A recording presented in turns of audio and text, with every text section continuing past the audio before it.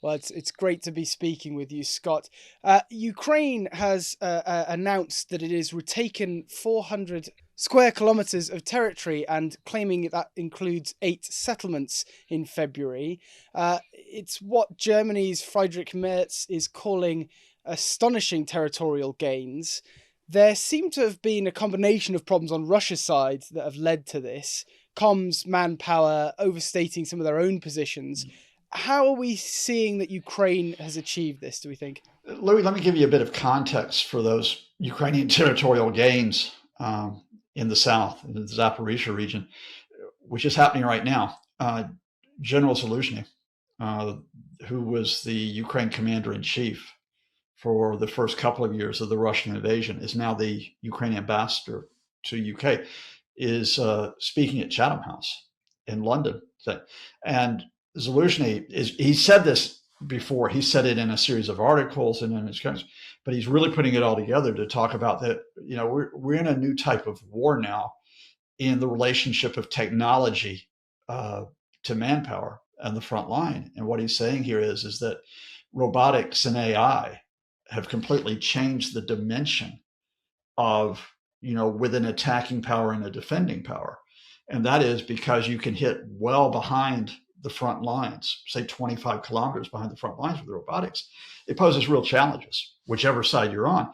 Now, the reason why I mention that with respect to Zaporizhia is that it looks like the catalyst for what was a fairly rapid Ukrainian gain uh, was Starlink, the satellite service that's provided by Elon Musk. And specifically, the Russians had been using unverified Starlink terminals. And unverified Starlink terminals work just as well as verified Starlink terminals.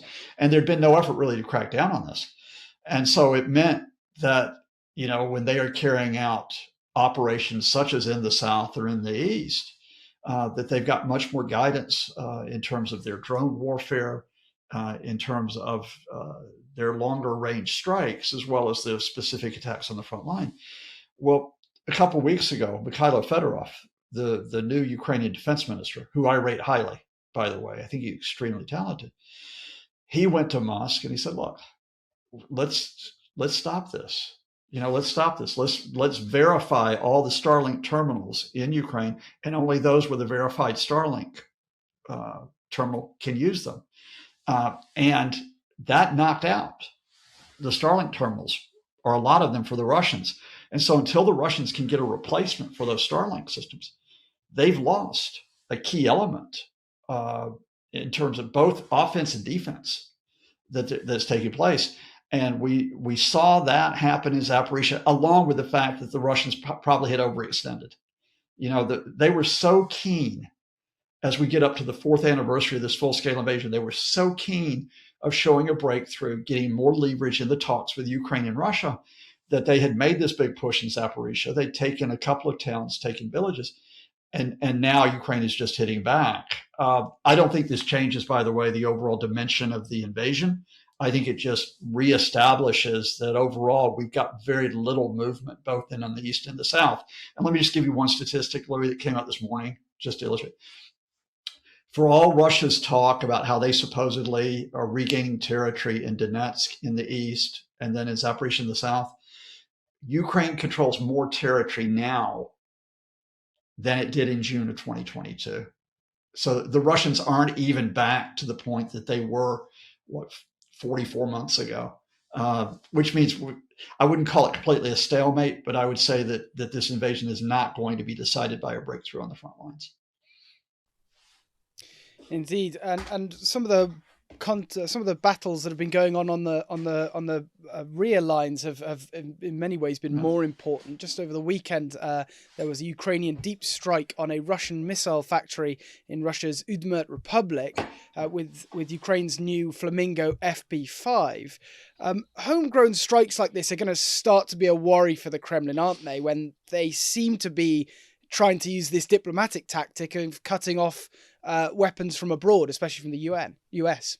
Yeah, the question specifically on the use of the Flamingo, and this is the long range missile that went into service a few months ago, named the Flamingo because it's pink.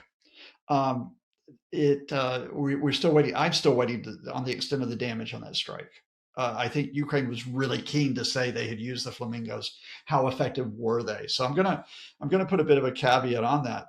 But yeah, they're showing capability now with domestic production. But I think I don't, and certainly the missiles are significant. I think, however, it's probably even more important in terms of the scale of the domestically made drones now that they've got the drone production. And we're at the point now, Louis, where it's not only that Ukraine's making the domestic drones, they're now entering the joint production agreements with European countries. So they've announced the agreement with France. They've announced the agreement with Germany. I think they've announced one with the UK. They're looking for 10 agreements with different countries. And of course, once you get into joint drone production and you can put everybody's capabilities together, that's going to vastly enhance the amount of firepower that they've got. And as you mentioned before, a lot of these strikes aren't just about the sort of military element of this. It's about creating an economic impact on Russia, especially its military industrial complex. These repeated strikes on some of that military industrial infrastructure, they do seem to have an impact as well of their own. I mean, the Beriev aircraft plant in Taganrog has reported a $65 million loss for 2025. They've announced that in the last few days. That alone, aside from the kind of diplomatic element of this, is going to be a big problem. Yeah, we're at the point now. Look, again, we have to say that Russia is carrying out its own attempt to break Ukraine with the attack on energy infrastructure. They have not yet succeeded completely. They have caused a good deal of damage, but as weather gets warmer, then Ukraine comes out of that. Meanwhile, I think on a daily basis, an oil refinery gets hit or an oil depot. It might be an engineering plant, might be an electronics plant, it might be a railway hub. And that's happening not just in Russia, it's happening in Russian occupied territory. So they hit Crimea pretty heavily a few days ago. And it's a cumulative effect, Louis. Again, I've got to put the caveat out there because we get pro-Kremlin guys who come on and try to troll us like, oh, Russia hasn't collapsed yet. You said they were going to collapse. It's never been a point of collapse. It's always been a point in terms of, is Russia's capability to wage this invasion constrained by economic pressure? And that economic pressure is at multiple levels. One is if you limit the production of equipment, of support for the military, that's a constraint. If you cause financial damage on plants, that's a constraint because somebody has got to pay for those repairs. If you hit plants that provide products that also have a consumer use as well as military use, that's a constraint. And the broad sweep here is that Russia is maintaining its so-called special military operation, but they're having to increase taxes to do it. They're having to cut social spending to do it. In some cases, they've had to cut military bonuses. It's getting tougher to recruit people to go to the front line, which is one reason why they're trying to get more foreign mercenaries effectively, or co-opting men from other countries to go on the front lines. All of those are signals that the Russians they're struggling to maintain the pace that's required if they're going to get this breakthrough. And if you bring it back to fundamentals, you complement the damage to their capabilities inside Russia. They're up to what they're between 1.3, 1.4 million casualties now. And Ukraine is saying, look, we've got 30,000 Russian casualties per month. We'd like to take it up to 50,000. The problem, Louis, it doesn't make for a good headline because there's no breaking point. I can't give you a breaking point. And all I can say here is that it is almost, it's like a heavyweight boxer. And Russia's a hell of a heavyweight boxer. Second largest military in the world. They thought they were going to take Ukraine out in the first round, right? We're getting into the late rounds now. 12th, 13th, 14th round. They haven't taken Ukraine out. They're tired. Their punches aren't carrying quite as much weight. How the world are they going to win this by knockout? And you mentioned some of those punches by Russia, if you will, in mentioning the strikes that are continuing to go into Ukraine from Russia. They are carrying on intensifying, despite the fact that the weather is lifting. We've seen energy sites hit over the weekend and overnight in Odessa, Kiev, Lviv. What is there that can be done now that Ukraine or its allies can do, especially now that they're getting out of the woods, perhaps on the weather front, to bring that tempo down in Russia?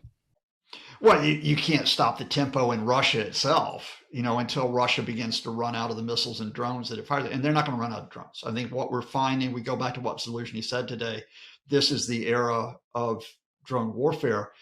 And if we were talking years ago, we might have said, well, look, high precision missiles are what we're talking about. Well, there's only so many high precision missiles you got. What Zaluzhny is saying is, look, drones are cheap to manufacture and they're relatively quick to manufacture. So I don't think it's a question here of Russian capability being received. It's a question of whether you maintain Ukraine's air defenses and whether you maintain Ukraine's economy to take the damage. And so the real threat here, I think, is not going to be the Russians knocking out the energy infrastructure. I don't think they're going to take all of it out, but they have crippled it. And so can Ukraine get financial help in emergency supplies from other European countries? And that indeed brings up, what is actually another threat, and it actually shows you where Russia thinks it might try to win this war is, and that is Slovakia, which is, of course, led by a pro-Kremlin leader, Prime Minister Robert Fico. There's a flap over a pipeline, a gas pipeline that the Russians damaged that goes from Russia to Hungary and Slovakia. It runs across Ukraine. Slovakia, instead of blaming the Russians as well as the Hungarians, they're blaming Ukraine for not repairing it quickly enough. And Slovakia says, we're going to cut off your electricity. We're going to cut off the supplies of electricity. Well, that has an effect. Ukraine needs to keep at least, some power going, for Ukrainian civilians and also for the economy. I do think it was the worst winter for Russian attacks on energy infrastructure. It was even worse than 22-23, but Ukraine has come out of it. I think it is coming out of it. And so, once we get into the spring and the summer, it's going to be, okay, what are you going to do now, Russia? And I think the answer to that, by the way, is that they have to try to break European support for Ukraine. And that takes us from the military front to the political front. Hi, I'm Scott Lucas. Thank you so much for watching. If you like what you see, subscribe, spread the word, send ideas.